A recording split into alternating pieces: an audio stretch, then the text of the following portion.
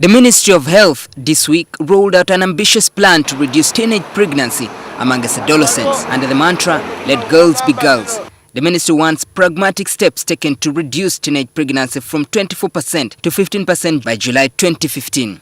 If effectively implemented, the campaign will reduce maternal mortality rate from 537 to 131 maternal deaths per 100,000 live births. Amongst the new measures, girls will be encouraged to stay in school and abstain from sex until they are old enough. Action for Community Development, an non-government organization, offers counseling and programs to eliminate teenage pregnancies across the country. We are realizing that the issue of teenage pregnancy is beyond what we are just hearing in papers.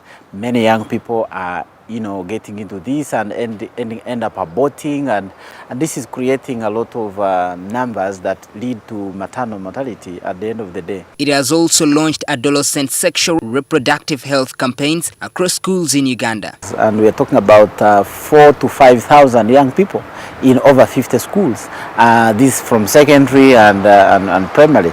And then out of school, we are dealing with over 35 groups within Kampala alone, and we are talking of more than 3,500 young people. Because if you have a country where access to service is still a challenge, majority of the people with these, and then access to family planning services is also still a challenge, because we still have a big number of young people, and indeed adults, who need the services, family planning services, but they cannot access them.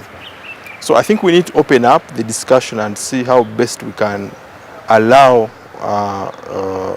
people who feel that they shouldn't have, or they feel that they are not in position to have children, to think in that line.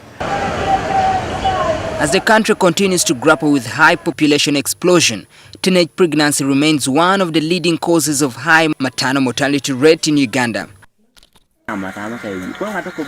According to the last national census, about 56% of Uganda's population is below 18 years of age and 70% are below the age of 24 years. Uganda loses about 6,000 women due to pregnancy or pregnancy-related causes annually. The most common issue is adolescents coming out to express themselves about these pregnancies. Most of the times, they are outcasts.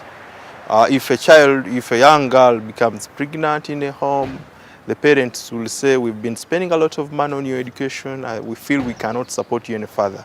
So they are disowned.